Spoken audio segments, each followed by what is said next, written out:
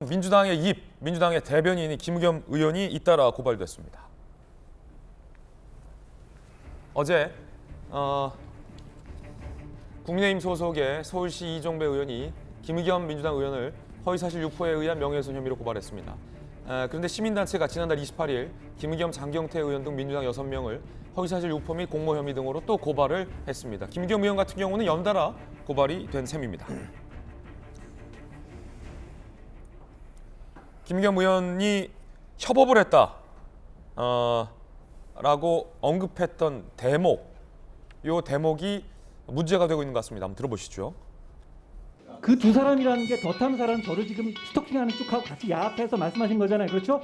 혹시 그 스토킹의 배우가 김의겸 의원이십니까? 제가 더 탐사하고 같이 협업을 한 건 맞습니다. 하지만 그걸 야합이라고 말씀하시는 건 지나치다고 생각을 하고 스토킹 수사받고 있는 사람과 협업했다고 인정하지 않습니까? 그게 가능한 얘기인가요?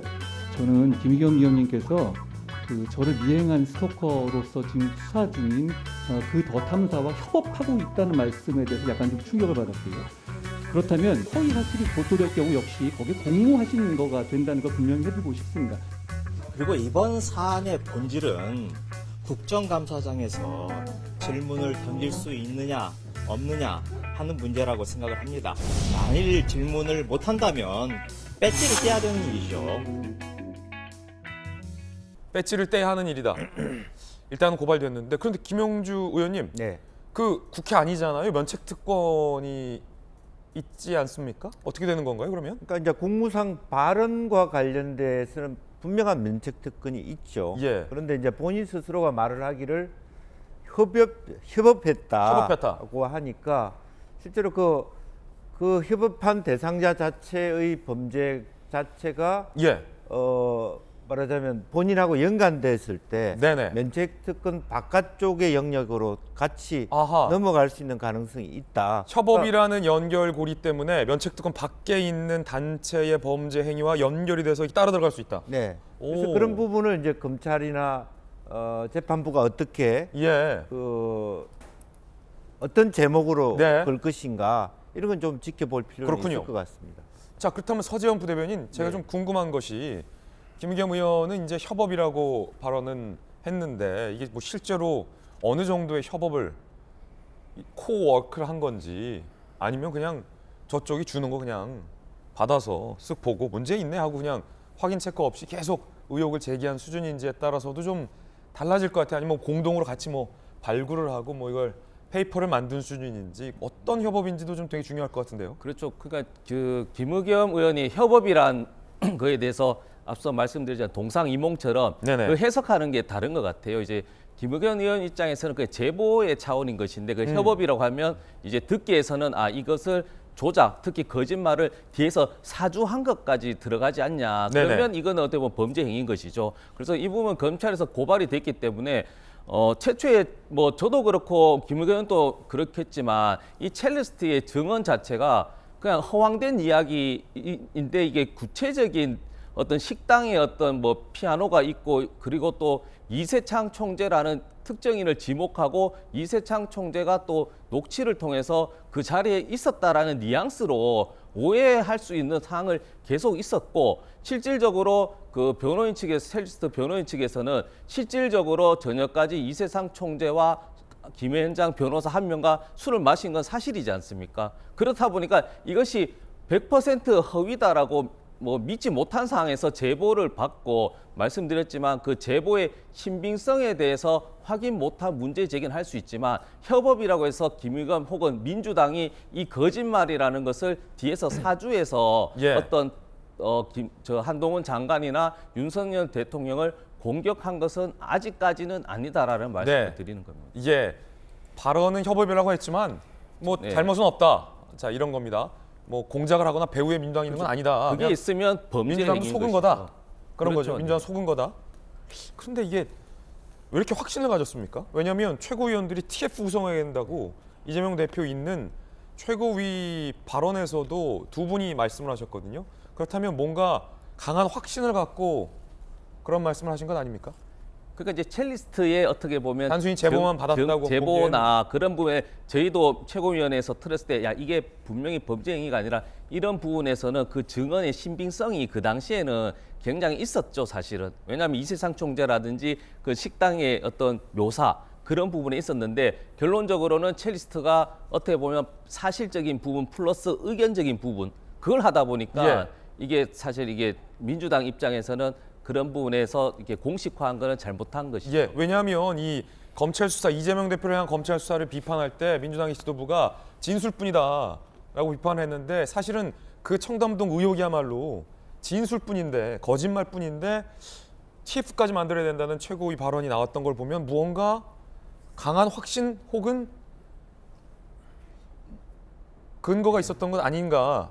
그러면 아까 그 협업이 과연 무엇일까와 관련해서 김우겸 의원이 상당히 자신감을 갖고 구체적으로 설득하지 않았을까라는 추측이 되는데 그렇다면 김우겸 의원이 단순히 내가 들었는데가 아니라 정말로 뭐 구체적인 협업을 한 것 아니냐 뭐 이런 추측도 나오거든요.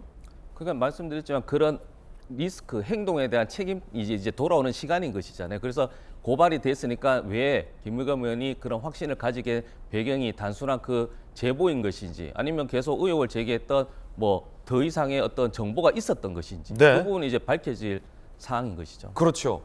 자, 어디까지 협업했다고 보십니까? 두 분 의견 좀 들어보죠. 제가 봤을 때는요. 한동훈 장관이 의심을 하고 있었던 거예요. 김의겸 의원하고 김의겸 대변인하고 더 탐사하고 사이에 어떤 커넥션이 있었던 것이 아닌가. 그래가지고 한동훈 장관이 미끼를 던진 거예요. 야합한 거 아니냐.